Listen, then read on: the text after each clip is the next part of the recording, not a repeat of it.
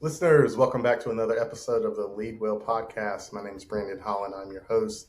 And today we have with us the Mr. Larry Burks. Larry, welcome to the show. Thank you, Brandon. I'm excited to be here and thank you for the invitation. Yeah, absolutely. I'm excited about this conversation. I know that you have a wealth of knowledge, tons of leadership experience to share with our guests. And so I guess we can just kind of start it out, if you would. Uh, get us a little bit more familiar with you. Tell us a little bit about your background and what you're doing now. You bet. For many years before I went into local government and before I went back to college, I was a commercial sheet fed press operator. And after a period of time during that age in the late 90s, early 2000s, when most of the corporations were going digital, I recognized the fact that it wasn't going to be long before there was a lot of people into the printing industry, and whenever there's a surge of labor in any market, makes things tough on the employees. So at that point, I decided to go back to college. I was fortunate enough to have my spouse that was working, and I was able to go to college and work a little bit while I was in college. While I was in school, my undergraduate degree was environmental studies with an emphasis in geography and planning. So the geography and planning element introduced me to public administration, and administration introduced me to economic development. And then at that point, after an internship, I was just on hooked on government, right? Hooked on making things Yeah. happen and hooked on the rewards that came with being a servant leader. So my first job was in a little community outside of just north of Omaha, on the Iowa side of the river, a little town called Ottawa, Iowa. It was 3,000 people, the county seat. It was a great place to where I could learn a lot quickly, and I did. We did everything. I was the drainage district watchman.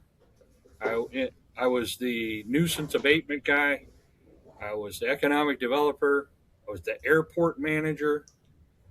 We had a full set of utilities, and I was the zoning administrator, and it was all, it was a catch-all position, and we had, you know, maybe 25 employees. So, Oh, yeah. but it was a wonderful job, wonderful place to start my career, and I learned a lot, which allowed me to move to a position where I thought I was going to be at. Everyone has plans, right? That's right. I was going to stay there for the length of my career, right? It was Bellevue, Nebraska, and that is just a suburb of Omaha to the south, and home to Offutt Air Force Base, and all of all that comes with being near a base. And I was the assistant administrator and economic development program administrator, and I really enjoyed it. However, things change, and so do communities and their political makeup, Oh, yeah. and the culture. And it was an ebb and flow of, let's try new things, and then there was a flow of let's do old things. That's So right. um, I recognize the fact that, in the next election cycle, I might not be part of the team. Now, I wasn't sure. I was doing a good job, but I didn't think I was, I didn't think I was valued. Mm. So I looked for another position, and I elevated my role into township administrator for Westchester, Ohio, which is Wow. a very, very affluent suburb north of Cincinnati.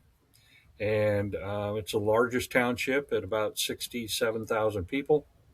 And we had 270 employees, $61 million budget. So it was a really, really good move for me from a career standpoint. So, and in January of 25, no, February, I'm sorry, February 25th of 25, I was called into the attorney's office and the board president was in there, and they slid a resignation agreement in front of me. So Hmm. I was shocked. I had no idea it was coming. Everyone has issues, right? I mean, there's uh, personal preference is part of the problem, right? Oh yeah, yeah, And absolutely. when you have a majority rule, and well, the I'm not still 100% sure of what happened. So I think it was part of politics, and the attorney wouldn't let anyone explain to me why I was being asked to resign. So I consulted with my wife and my attorney, and it was advised to just go ahead and take it because um, it's their prerogative. I mean, so um, I was heartbroken for 3 months, shocked, right? Yeah, Went through, confused, stressed out. But over time, I got a little better at it and applying for jobs, getting some really good interviews. Turned a few down, but I'm fortunate enough to be currently employed as the executive director for the Millcreek Valley Conservancy District, which is basically floodplain management. oh wow, okay. So I'm reverting all the way back. Oh, in Ottawa, I was a floodplain manager. So yeah, I'm reverting all the way back to my environmental studies and that geography and planning element that I fell in love with too.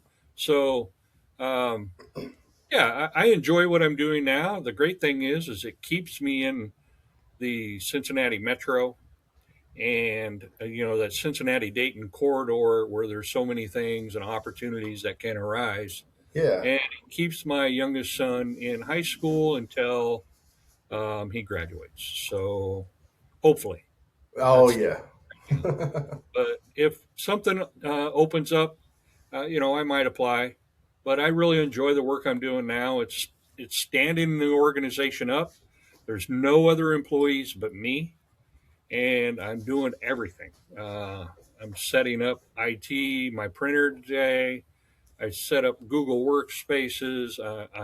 I'm setting up the governance processes, and it's getting everything in place from a systems and a policy standpoint on my own. So it's and then it allows me, since I don't have a contract, it allows me to do consulting work. So I've Oh done a little wow. consulting here and there, and I used to do strategic plan facilitations in Cool. Nebraska. Did a few of those, and I'm looking to try and do more of that now. It just takes time to get a reputation. So anyone needs anything, I'm available. Wow. Okay, man. Sorry, shameless plug. No, no, no. That's what this is for. Yeah, So yeah, you've been some places and you've seen some yeah, things. yeah, So you've been in different size organizations and yeah. different levels of leadership. So I'm curious, in your experience, what's one leadership principle that applies almost anywhere you are?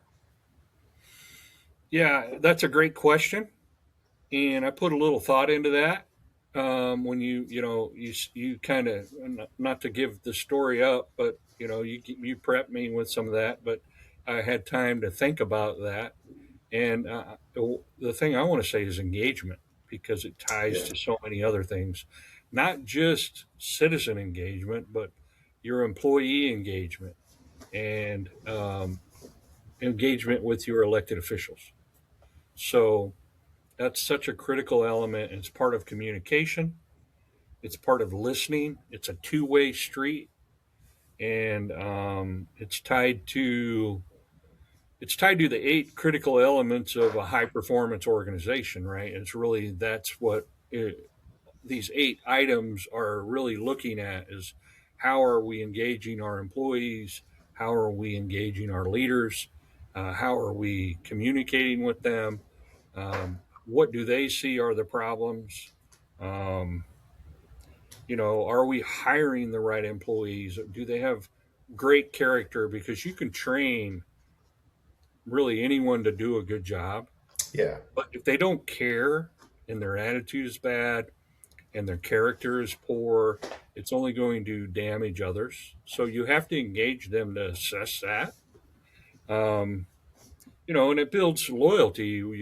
If you show people you care, and you show them the vision that they helped form, and you clearly explain what their jobs are and what the expectations are, and we hold people accountable to those expectations, because one of the worst things about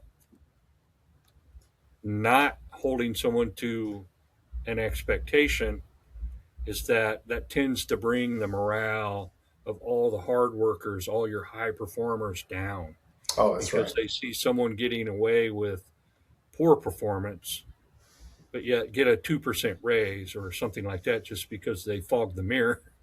Um, it's so all of this stuff leads in this engagement. You hear from them back and forth in surveys and things of that nature, one on ones with managers. It all leads to trust and high performance. Wow. Yeah, it does. So, so in talking about engagement, it's one of the main drivers of the success and performance of an organization. So when you're thinking about engagement, if somebody's just hearing this for the first time and maybe they've struggled with it in the past, like how could somebody get better at engagement? Um, it depends. As an employee, don't be afraid to speak your mind. And if your boss is a good boss, they'll hear you and they'll Yeah. listen to you and they'll take it into account. If they're a bad boss, they will criticize you and then they will demean you probably, or what do you know? You're just an employee type attitude. That's poor character and they shouldn't be in the role that they're in. Um, but my point is this: you'll have that information. Hmm. And then with that information, you can make decisions. So, similar to the position in Bellevue, Nebraska, where the new incoming administration, the writing on the wall was that they didn't value my work, they didn't value my performance, Yeah. and they didn't value my abilities over the previous years. Um, all the progress that I've made, it was not recognized. So, you have decisions you can make at that point. Okay. I'm not saying quit your job. I'm Right. saying, you know, manage your performance accordingly, right? Yeah. Manage your message accordingly and be sure to share at the appropriate time with the appropriate people how you've been treated. So, um, surveys, emails, whatever. Um, that's when you share that information. Okay. So, in going down that road of performance just a little bit more, so, in leadership, we're responsible at the end of the day for the performance, whether it's Right. good, whether it's bad, regardless of who gets the credit, we're responsible. So, Right. when you're seeing an organization that may not be performing or performing up to their abilities, what are some things that you maybe pay attention to, or that maybe jump out at you when you see an organization that's not Yeah. performing as well? Um, do the employees participate in setting the vision and goals for the organization? It's big. That's one thing. That's a big part of engagement, right?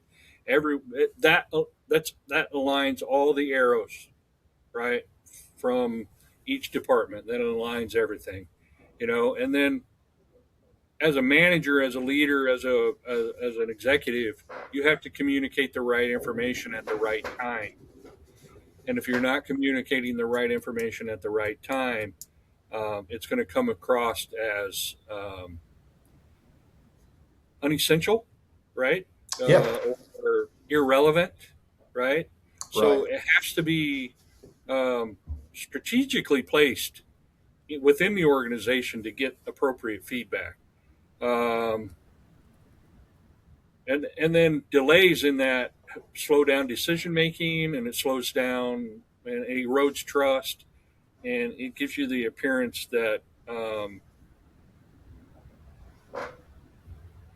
well, it gives the appearance that you're just going through the motions, right? Yeah. So your communication has to be really, really strategic. Again, hiring the right managers is as important as hiring the right employees, right? Poor fit, a poor fit really drags a team down, and Yes. it really hinders employee satisfaction and morale. Again, back to the accountability issue, you got to hold people accountable, That's right. uh, but they have to understand what accountability, what is what is the purpose of them being held accountable, right? Where Yes. did they go wrong? What did they do wrong? What did they say wrong? It has to be clear as glass, right? And it needs to be explained and documented so they're aware of it. And again, if you don't do that, it seems to be an imbalance in the fairness. So that is a trust killer too, right? The Yeah. imbalance of and favoritism and things like that. I think one of the most important things that I've forgotten to mention is making sure you're challenging your employees and stretching them, right? Giving them cool projects, though. I mean, I'm not talking about making them, scan documents to store. I'm talking about making them, research AI or research new technologies, research, you know, um, new methodologies, things of that nature, things that will help them learn and that they find cool, and it will also give them continuous improvement. That's why I like. That's why I like helping people with succession planning, Oh yeah. because that's perfect for succession planning, and it's just a number of areas where that innovation and cool stuff, or doing doing social media activities. Okay, we need a post. Hey, while you're out um, clearing a pipe and you're putting the camera down the pipe, can you cut a segment of that and email it to me so I can get it to they're going to love that because Yeah. they know you're paying attention. Um, and then, this all is built toward being one team, right? There's That's only, right. the team has a mission, and that mission is to serve the people of your community. And that's what I like a lot about it. And then I think it's as important, you know, sure, recognize someone on their evaluation with a decent salary increase or whatever. But, sometimes that's not what they want. Sometimes what they want is peer recognition Yeah. that's done a great job, right? And Right. I'm not talking employee of the year or creating anything, you know, destructive or not that that's a destructive. That only works in really really large organizations, in my opinion. If Yep. you have 200 people and 300 people, maybe, but eventually it'll get stale. And I just think being open and communicating about the great work that individuals and teams do, I really think that uh, public exposure and amplification of greatness is really important. In Westchester, we had an engagement tool that not only worked for employees but citizens as well, and we called it the Westchester. Um, you know, we gave them a challenge coin, and it Oh, was cool. yeah. I don't like calling them an attaboy coin, but it was a great citizen coin or great employee coin for and recognizing them, and then we would have a social media post about it. So That's neat. I think that's they need to feel valued. Everyone needs to feel valued, even Yeah. the elected officials, because sometimes all they hear about is all the bad stuff, Right. and we got to share with them the things that they're doing. And we do that periodically through strategic planning updates and, social media posts and things of that nature. That's right. Yeah. So I want to go back just a little. Earlier, you were talking about involving younger folks and things like Oh, yeah. that, and they got me to thinking about some things we're doing in my city, and we've got a couple interns this summer, and we're coming up with some things that are going on the resume and projects that they can do to help us out. But we're always looking for that thing that's going to make the resume stand out that we could Right. have them involved with. um, but given that, what excites you about the next generation of leaders? Um, the opportunities that the youth have now versus when I was, 20 years, 25 years ago, Yeah. uh, you know, just so much more um, available Yeah. between the retirements. So many city managers are retiring right now. I can't imagine how many more are going to be retired in 10 years because, and we're having, just the opportunity to progress in an organization or in a profession like local government, be it county, city, state, whatever. Um, the local government career opportunities are numerous. I mean, it's everything you would expect in a business, but only, in my opinion, more rewarding, and it makes more of an impact at the local level than the federal level. Yeah. So you have the retirements coming in and the ability to move people up into leadership roles and the management. And 25 years ago, the IT needs were, nowhere near what it is now. That's right. The social media and the communication needs is nowhere near what it is now. Now you have sustainability managers, you have uh, the office of uh, you know equity and Yep. inclusion. You have the office of artificial intelligence, and that's just I mean, businesses are doing it, Yeah. but I know for a fact that local governments are not. They're the last to take on anything like that. The local government is never at the bleeding edge of anything. Right. They want to see all the bugs worked out of it. But during my transition, I was consulting. I was a a, uh, a government domain expert. I hate the word expert because I like to say subject matter professional, right? There you go. Yeah. Because you say expert, and then someone asks you a question, and you don't know the answer to it. So yeah, some expert, right? Right. But I've learned quite a bit over the last through ICMA and other agencies. You know, GovTech and those other publications and organizations and ASPA. Um, how AI can be applied in local government is really, really endless. Yeah. I mean, the uses are endless, and that's what I was doing. I was helping a company called Cybercastle identify use cases that could be done. In fact, we were in the middle of a readiness and strategies training for AI when I was asked to resign. Maybe that's why Wow. I doubt it, because they all seemed supportive of it. All the board seemed supportive of it, but Huh. so rolling out this AI readiness and strategies is really, really important. Sorry, I'm getting kind of sidetracked now Yeah. because Go ahead. I need to communicate this because I think a lot of people are just buying the apps and trying to roll it out, but that's not the best way to do it. The best way to do it is to engage again your employees, make sure they are aware of what AI is and that it's not the devil, Right. right?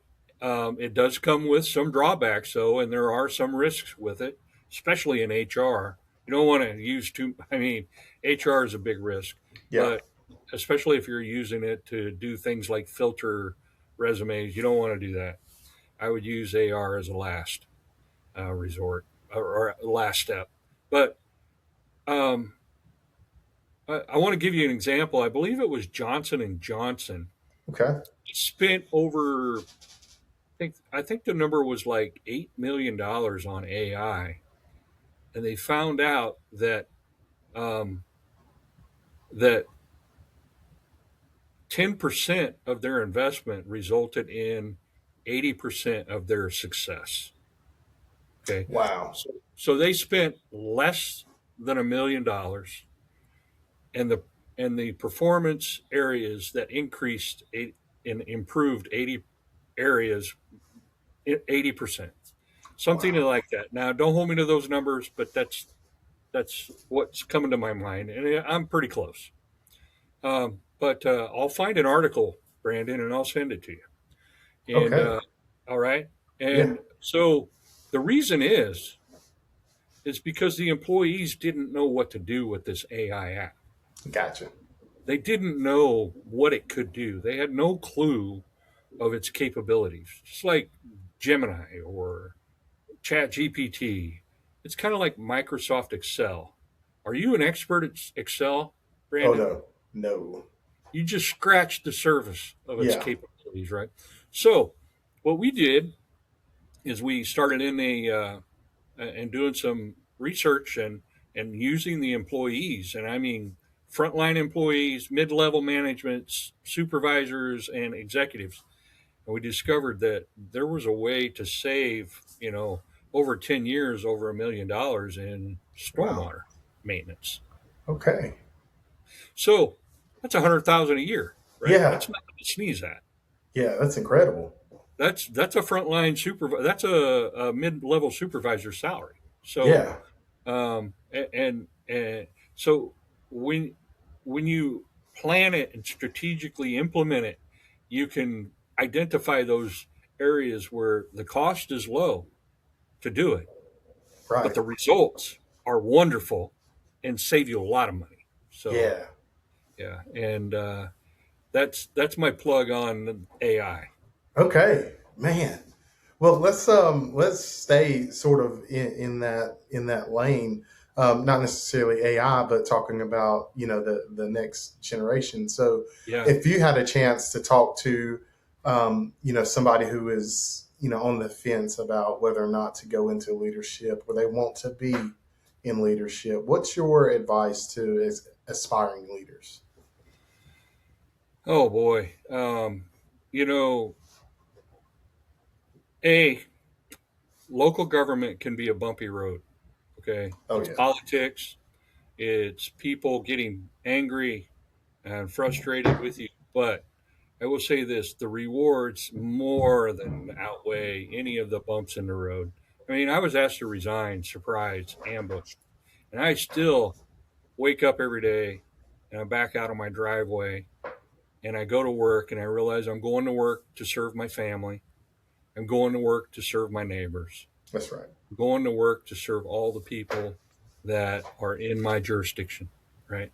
Yeah, And I'm not going to work to make sure I hit my quota and make my $800,000 this year for the company.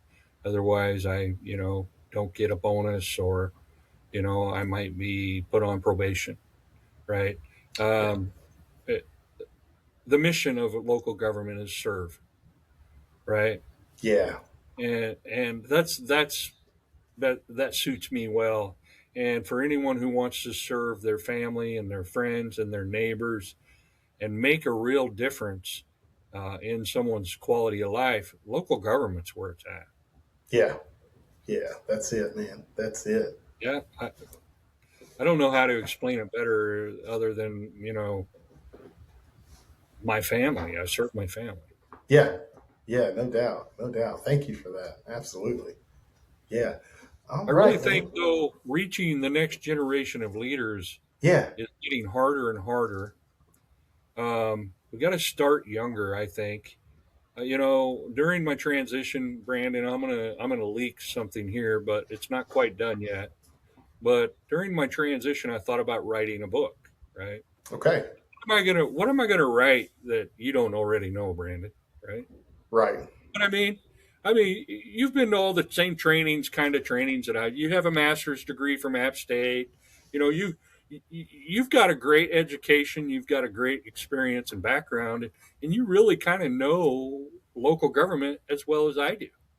So, what am I going to write that you're going to be interested in? And that's when I realized, okay, I have a story, and I'm going to write a children's picture book with this story. Awesome. So I I need an illustrator though. So if you know any illustrators that want to partner with me on this message, I'm happy to entertain emails or phone calls or whatever. So, but I need a good illustrator. But my point is this: I'm not going to convince a 19-year-old kid to go into local government Right. because he's in college and he's studying engineering. I'm not, or music or dance. But each, I know there are people in local government that come from those career fields, Yes.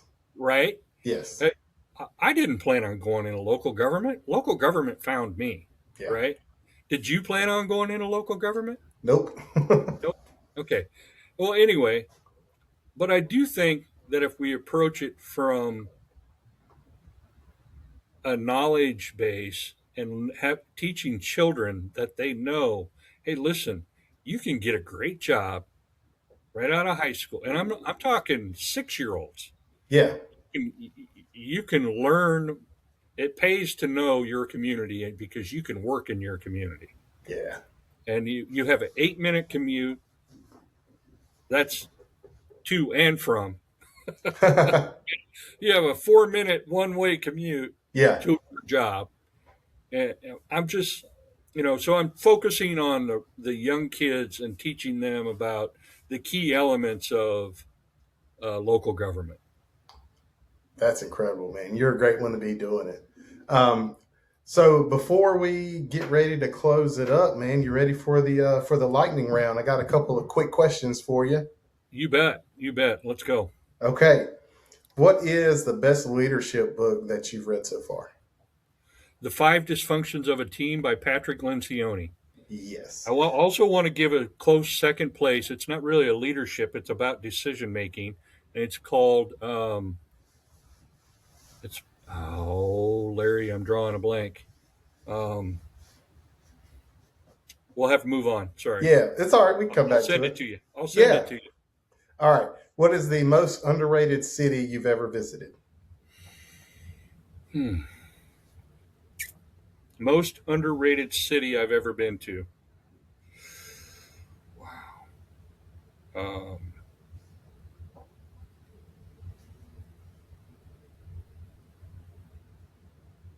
I have to say San Antonio. Oh, I like San Antonio. I like Okay. the Riverwalk. Yeah.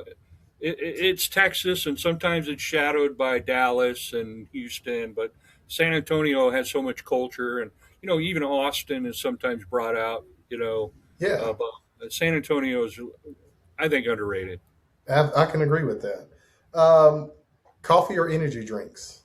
Coffee, black, strong. Nice. What about the biggest myth about city managers?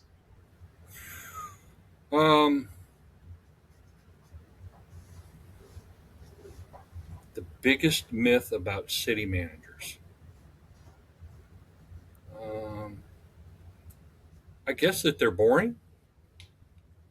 I can see that. I Yeah. think you hear about city management and they think I'm a politician or something like that. Yeah. That might be it too. That they're all into politics, and they're Yep. not. They're apolitical. They serve whoever's elected, but Yeah. and it's boring. It's Yeah. nothing. There's nothing boring about working as a city manager job. Strong misconceptions. What is one word your staff would use to describe you? Collaborative. Okay. Nice. What's one leader you would like to have dinner with? Um, this came up on LinkedIn the other day, and I wrote a post about it, and I'm going to use his name.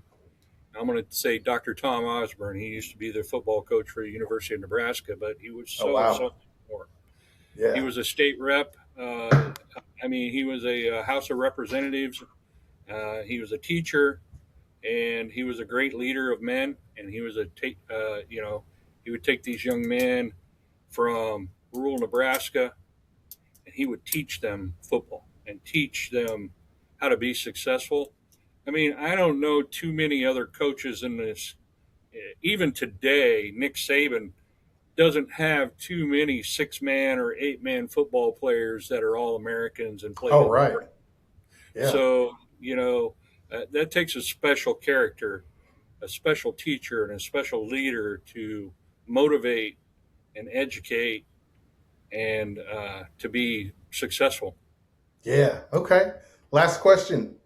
What's something people would be surprised to learn about you? Oh, boy. I'm a jack of all trades. Okay. I All know how to right. recover pool tables. I Really? know. Oh yeah. I used to. I made more money recovering tables than I did playing. That's for sure. Uh, but yeah, and um, I've I'm a painter, not art. I mean like painter Yeah. as a side gig, side hustle, and I have pretty good mechanical aptitude, and I like to make metal projects. Man, that's so cool. That's so cool. So, hey, we're getting to the end of our time. Is there anything else for our listeners before we go, Larry? Um, no, Brandon, thank you. This has been great. I mean, it's really good to talk about um, what we do, right? Yeah. Yeah. And it's a good focus on um, the things that matter, at least as an individual, the things that matter to me. And I think my last bit of advice to anyone, even a seasoned veteran or but most seasoned veterans that are in this have done it already, is this is more towards someone new in the business or thinking about getting in the business, is don't be afraid to take risks. Yeah. Um, yeah, no risk, there's no reward. And you don't want to regret not pulling the trigger on something that you could have done, but it was pretty risky because maybe there was a big move in it, or maybe there wasn't a contract with it, or maybe it wasn't all quite the benefit package, um, or maybe it was in a community that was in turmoil. But if you're a young manager and you want to get leadership skills, you have to stretch yourself and you have to Yeah. take risks. That's it. That's it. Thank you so much, Larry. Thank you for your time. Yeah, Brandon, thank you. This has been great, and I look forward to seeing more of these. Absolutely. And hey, to the listeners, thank you for staying with us and thank you for checking out the show. Special thank you to our sponsors, HyperX and Shackelford Leadership Institute. And stay tuned. Make sure you're following. Make sure you like, share, subscribe, and we will have another episode to you shortly. Thanks.